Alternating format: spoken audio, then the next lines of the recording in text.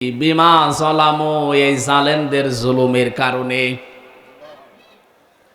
ঢাকাবাসী, শুধু ঢাকা না, বাংলাদেশের 630টা থানা আছে, কম বেশি প্রায় জায়গায় আমি গেছি। যেখানে যাই দেখি জালেমদের বাড়ি ঘরে আয়াতের সাথে আল্লাহ মিলিয়ে দিয়েছেন, সবগুলো আজ জনশূন্য ওজাড় গৃহ হয়ে গেছে।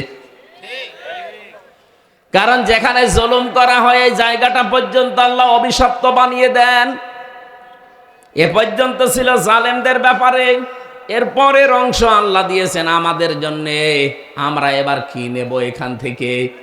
ইন্না ফি যালিকা লাআয়াতাল লিকাউমিন ইয়ালামুন। এখানে লামে তাকিদ আছে, যারা আরবি গ্রামার জানে তারা টের পাচ্ছেন আয়াতটা কত কঠিন। এই নামেন ভাই, নামেন, আপনি এখানে এসে বলেন তো দেখি, আমার কানের কাছে আর একটু জোরে বলেন। আসেন, যেভাবে দাঁড়িয়ে আছেন বসে আছেন, শোনা তো যাচ্ছে নাকি? কথাগুলো শোনেন আগে। কি দেখতে এসেছেন আপনি?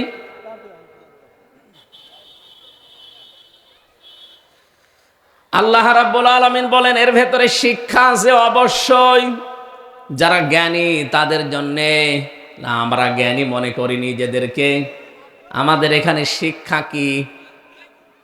আমাদের শিক্ষাটা হচ্ছে এই জালেমদের বিশাল শিকড় কিন্তু আল্লাহ অলরেডি কেটে দিয়েছেন। ফাকতিয়া দাবিরুল কওমিল্লাযিনা যালামু, সূরা আনআমের 45 নম্বর আয়াতের প্রথম অংশে আছে, রব্বুল আলামিন বলেন জালেমদের শিকড় কেটে ফেলা হয়ে গেছে। কেটেছে কে? না না, আপনি আলেম। এখানে কতিয়া শব্দ আছে, এটা মজহুল, এর ফাইল বা কর্তাকে জানা নেই। আল্লাহ বলেন জালেমদের শিকড় কাটা হয়েছে, কেটেছে কে? আবার বলেন আল্লাহ কে কেটেছে নেই জানা। এই জন্য সারা দেশে জালেমদের বাড়িঘর, প্রতিষ্ঠান, অফিস, আদালত তাকান, সব মাটির সাথে মিশে গেছে, কিন্তু ভেঙেছে কে কেউ জানে না। আপনি কুষ্টিয়ায় হানিফের বাড়ির কাছে যান, পায়খানার প্যান পর্যন্ত মানুষ খুলে নিয়ে চলে গেছে, তো নিয়েছে কে কেউ জানে না। সারা দেশে অবস্থা একই। তো এখান থেকে আপনি কি নিতে পারেন? এই সাভারের ইউনিয়নের চৌকিদার থেকে শুরু করে সংসদ পর্যন্ত আপনি তাকাবেন, জালেমদের কিন্তু স্তরে স্তরে লোক সব সেট করা ছিল। এখন আছে? এখন কেউ পরিচয় দেওয়ার মতো সাহস আছে? কোথায় পৌঁছিয়েছে আল্লাহ? খালি এই জুলুমের কারণে। কিসের কারণে? আল্লাহ এখান থেকে আমাদেরকে যেন বারবার তাকিয়ে, এতে দুই জায়গায় তাকিদ আছে, ইন্না একটা, লা একটা। আল্লাহ বলেন আমি তাকিদ দিয়ে বলছি, ভালো করে শোনো, অবশ্যই এর ভেতরে শিক্ষা আছে। যারা জ্ঞানী দাবি করো তাদের জন্যে। জালেমদের এত বড় শিকড় যদি কেটে আমি নির্বংশ করে দিতে পারি, আজ পৃথিবীতে আবার যারা তোমরা চেয়ারে বসবে তারাও যেন যদি জুলুম করে তাদের বাড়ি ঘরও কিন্তু শ্মশান হয়ে যাবে। যেন আমাদের উচিত আমরা অতীত থেকে, জালেমদের জীবন থেকে যেন শিক্ষা নেই। সামনে যারা আসবেন, যে আসবেন জনগণের মালিক না, জনগণের সেবক হবেন। কথা বলেন না কেন? আমরা এরকম সেবকই দেখতে চাই, মালিক দেখতে চাই না।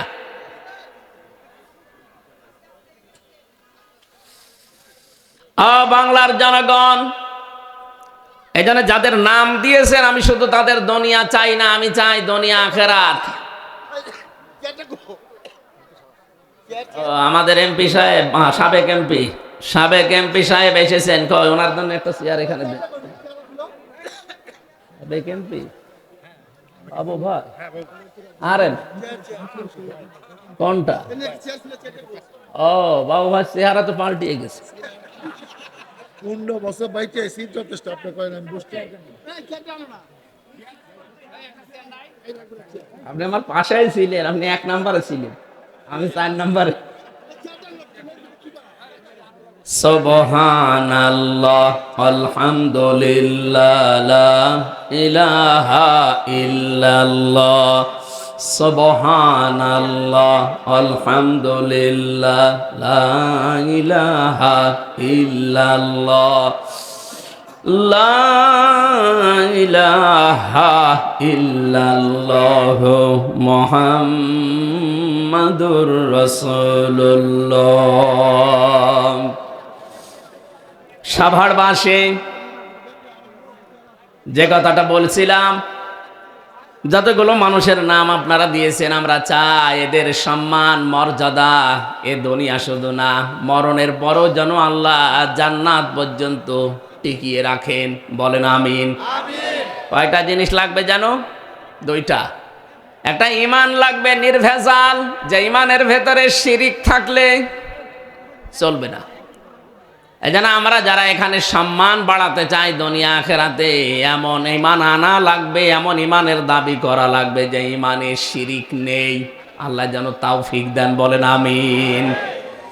আমি এক কথায় জবাব দিচ্ছি, এদিকে তাকান ভাই। এমন এমন বাক্য বাংলা ইংরেজিতে পড়েননি, এক কথায়, এটাও এক কথায়। আল্লাহ যেটা পারে ওইটা অন্য কেউ পারে, এই বিশ্বাস যদি কেউ করেন, আপনি শিরিক করলেন। শিরিক যে করে সে মুশরিক। মুশরিক মারা গেলে বিনা হিসাবে বিনা বিচারে জাহান্নামে। আর ফতোয়া লাগবে নতুন করে? সুতরাং আমাদের সতর্ক থাকা লাগবে। যাদের ঈমান আছে, বেঈমান যারা, ওদের কথা বাদ দিলাম। ঈমান যাদের আছে তারা যেন শিরিক না করি। আবার এক কথায় বলছি, আল্লাহ যেটা পারে ওইটা অন্য কেউ পারে, এই বিশ্বাস করার নাম কি? সন্তান দিতে পারে কে বলেন তো? কোনো বাবা পারে? কোনো পীর সাহেব? অনেকে এই যে বিভিন্ন সময় দেখি বলে, হুজুর আপেল পুড়ি দিন, আমার বারবার মেয়ে হয় যেন ছেলে হয়। আরে ভাই, আপেল পড়ে যদি ছেলে হইতো তা আমার 3 মেয়ে, আমি আগে খাওয়াতাম না? কোথায় পেয়েছে সব আপেল পোড়া? সুতরাং এই কাজ করতে গিয়ে অনেকে ঈমান হারিয়ে ফেলছেন বিভিন্ন ভণ্ড পীরের কাছে গিয়ে। কোন বাবা, কোন মাজার, কোন জিন্দা পীর, কোন মরা পীর পারবে না। সন্তান দিতে পারবে কে? এবার দ্বিতীয় পয়েন্টটা বলি, এটা ক্লাস চলছে, বলবো দ্বিতীয়টা। আলাহুল খালক ওয়াল আমর। আল্লাহ পাক বলেন, বানিয়েছি আমি, হুকুম চলবে আমার। সুতরাং আল্লাহর আইন এই জমিনে কায়েম করার জন্য যদি কেউ চেষ্টা করে, আপনি যদি তাকে উল্টা পাল্টা কথা বলেন, তার পেছনে না থাকেন, আপনার ঈমান নিয়ে সমস্যা দেখা দেবে, টানাটানি বাঁধবে। নিজে মানতে পারেন না সেটা আলাদা বিষয়, কিন্তু যারা চায় আপনাকে, তাদের পেছনে থাকা লাগবে। সূরা আরাফের 54 নম্বর আয়াতের মাঝে এই আয়াতটা আছে, আলাহুল খালক ওয়াল আমর। আইন চলবে তার, যিনি বানিয়েছেন, সৃষ্টি যার। ইনিল হুকমু ইল্লা লিল্লাহ। সূরা ইউসুফের 40 নম্বর আয়াতের মাঝের অংশে আছে, আল্লাহ পাক বলেন, আইন শুধুমাত্র চলবে আমার। এই জন্য আল্লাহর আইন প্রতিষ্ঠার কাজ করা, চেষ্টা করা। যদি না হয় ওটা আপনার বিষয় না, চেষ্টা করে যাওয়া ফরজ কাজ, নামাজের মতো। আল্লাহ তৌফিক দিন ঈমানের দাবি অনুযায়ী। বলেন আমিন। আজকের মাহফিলে উপস্থিত আপনারা কিছুক্ষণ আগে দেখলেন, আমাদের প্রধান অতিথি এসেছেন, ডাক্তার দেওয়ান মোহাম্মদ সালাউদ্দিন বাবু। উনি কিছুক্ষণ থাকবেন। আমাদের তো সময়ও আছে আর আধা ঘন্টা মতো, আমরা ক্লোজ করব আলোচনাটা। এরপরে আপনাদের যারা আলোচক আছে তাদেরকে নিয়ে চালান। যেহেতু গাজীপুরে আছি, আমি চলে যাব ইনশাল্লাহ। মাহফিলে উপস্থিত হয়েছেন আজকে আমার শ্রদ্ধাভাজন বড় ভাই জনাব জাহিদুর রহমান, দামাত বারকাতুহুল আলিয়া। মঞ্চে বসা আরও যারা আছেন সম্মানিত ব্যক্তিবর্গ, সামনে বসা মুসলমান ভাইরা, পর্দার আড়ালের সম্মানিতা মা এবং বোনেরা, প্রশাসনের ভাইরা, প্রাণপ্রিয় ঢাকাবাসী, আল্লাহর দরবারে শুকরিয়া জানাচ্ছি যিনি আমাদেরকে বিবেক দিয়েছেন। এই বিবেকটা এই 15.5 বছরে কাজ করেনি, এই জন্যই অনেকে জোর করেছিল। যদি বিবেকটা কাজে লাগতো তাহলে জোর করে 15.5 বছরে থাকতো না। কথা বলেন না কেন? নবীজির হাদিস, ওই ইমামের প্রতি আল্লাহ সব সময় 24 ঘন্টা লানত বর্ষণ করতে থাকে। যে ইমাম জোর করে ইমামতি করে তার মুসল্লিরা তার উপরে নারাজ। এখানে মুসল্লি মানে আপনার এই কি এই ঢাকা সাভারের এই জামে মসজিদের মুসল্লি না, আর ইমাম মানে হামজা না। এখানে ইমাম মানে রাষ্ট্রের ইমাম, সমাজের ইমাম, পরিবারের ইমাম। যে ইমামের প্রতি, নেতার প্রতি, দায়িত্বশীলের প্রতি তার অধীনস্থ যারা আছে তারা সঙ্গত কারণে নারাজ, ও যতদিন জোর করে দায়িত্বে থাকবে ততক্ষণ আল্লাহ লানত তার উপরে পড়তে থাকবে। এদেশের 100 জনের আমার মনে হয় কমপক্ষে 96 জন, আপনি জরিপ চালান, এদেশের 100 জনের 96 জন যে 2 বোন পালিয়ে গেছে তাদের উপরে নারাজ ছিল। আপনি জরিপ চালিয়ে যদি আরো বেশি পাবেন, হয়তো আমি একটু কম বললাম। 100 জনের 96 জন মুসল্লি সেখানে আপনার উপরে নারাজ। আপনি জোর করে যতদিন ছিলেন, বিশ্বাস করেন হাদিস অনুযায়ী আল্লাহ 24 ঘন্টা আপনার উপরে লানত দিয়েছে। দ্বিতীয় পয়েন্ট হচ্ছে, যেই মানুষগুলো পৃথিবীতে জালেম হয় তাদের উপরে আল্লাহ নিজে কিয়ামতে মামলার বাদী হয়ে দাঁড়াবেন। আপনি টের পাচ্ছেন কি বললাম? এটা সূরা শূরা 25 নাম্বার পারা 6 নাম্বার পৃষ্ঠার 13 নাম্বার লাইনের 42 নাম্বার আয়াতের প্রথম অংশে আছে, ইন্নামাস সাবিলু আলাল্লাযিনা ইয়াজলিমুনান নাস। আল্লাহ কিন্তু ইয়াজলিমুনাল মুসলিমুনা দেননি। এদিকে তাকান, ইয়াজলিমুনান নাস দিয়েছেন। নিশ্চয় যারা এই পৃথিবীর ময়দানে মানুষের উপরে জুলুম করছে, ভবিষ্যতেও করবে, কিন্তু টের পাবে। আরো জোরে বলেন।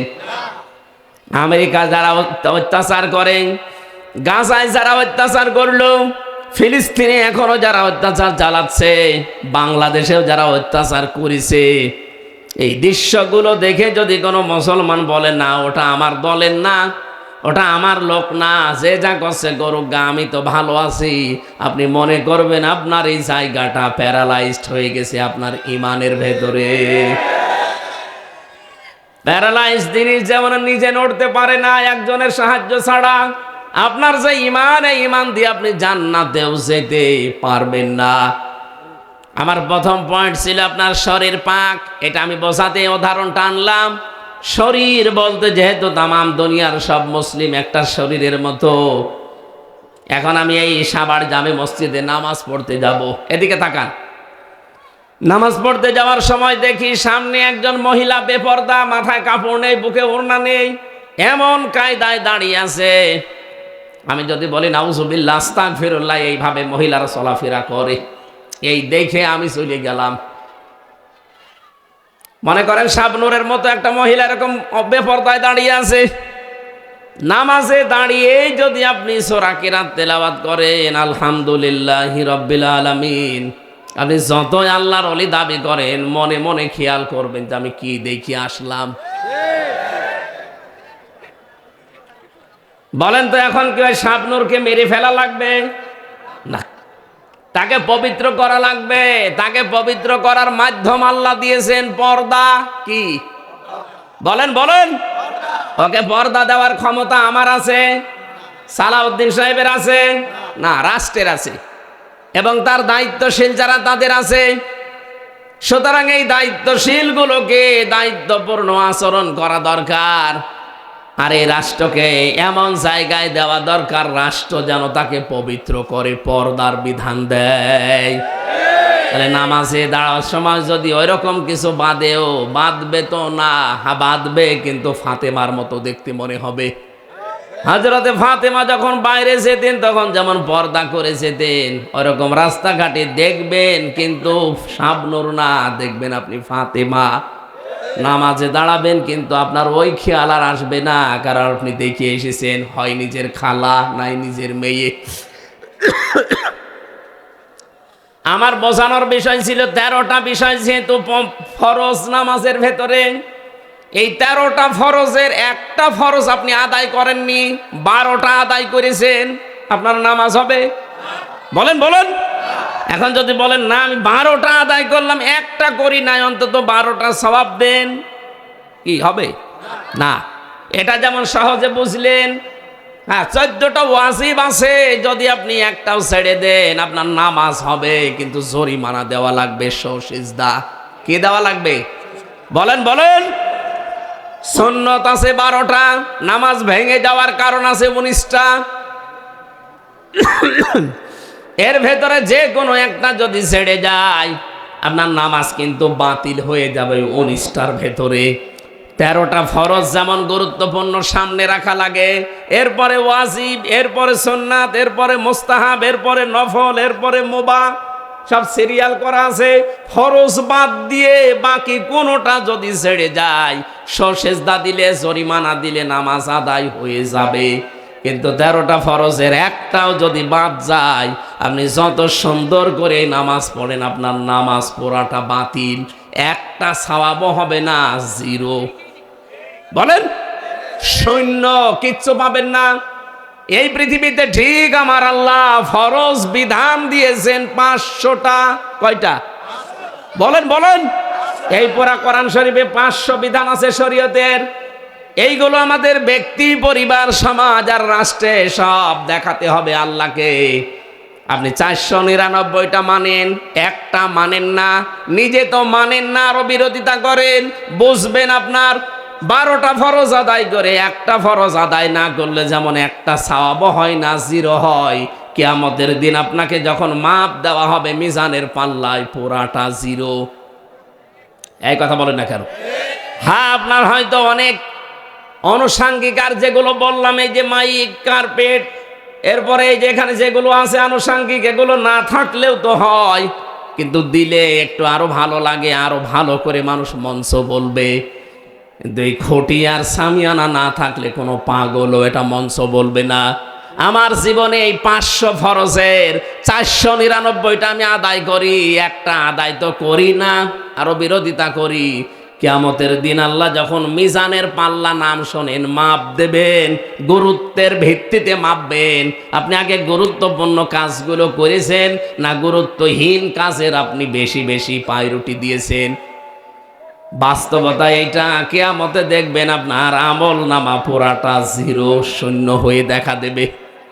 এই জন্য আমরা যেন 500টা অন্তত গুরুত্বপূর্ণ যেগুলো, তার নাম ফরজ বলা হয় আরবিতে, এ কোরআন থেকে দেখে দেখে পড়ে নেবেন। আজকের তেলাওয়াত কিন্তু আয়াতে 14টা আছে। কয়টা? সূরা বানী ইসরাইলের 23 থেকে 38 নম্বর আয়াত। 27 বছরে নবীকে আমার আল্লাহ তিনি শিখিয়েছিলেন নিজের গবেষণাগারে বসে বসে আরশ মহল্লায়। আজকে আমাদের সময় নেই, আমরা চলে যাচ্ছি। এই জন্য আপনাদেরকে আমরা থিওরিগুলো বললাম। এই রজব মাসের মূল শিক্ষা এইটা, কল্যাণময় রাষ্ট্র যদি কেউ গঠন করতে চায়, নবীকে আল্লাহ নিজে শিখিয়েছেন যে 14টা কাজ ব্যক্তি, পরিবার, সমাজ এবং রাষ্ট্রে জারি করে দেবেন। আমাদের সামনে এই রাষ্ট্র যদি কল্যাণ এবং শান্তি, স্বস্তি, নিরাপত্তা দিয়ে ঢেকে রাখতে হয়, সূরা বানী ইসরাইলের 23 থেকে 38 এই 16টা আয়াতের 14টা কর্মসূচি যারা দায়িত্বে আছেন পুঙ্খানুপুঙ্খানুভাবে আপনারা জারি করবেন, এই আশা ব্যক্ত করছি। এবং চর্মচোখে যেন আমরা দেখতে পাই এ দেশটা একটা কল্যাণময় রাষ্ট্র আল্লাহ তৈরি করে দিয়েছেন। বলেন আমিন। আমি আর টানতে পারছি না, ওখানে আমরা এশার নামাজ পড়ে এসে গাজীপুরে, সময় নেই, এই ভেতরে চলে যাব।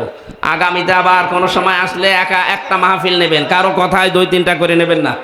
বারাকাল্লাহু লানা ওয়া লাকুম।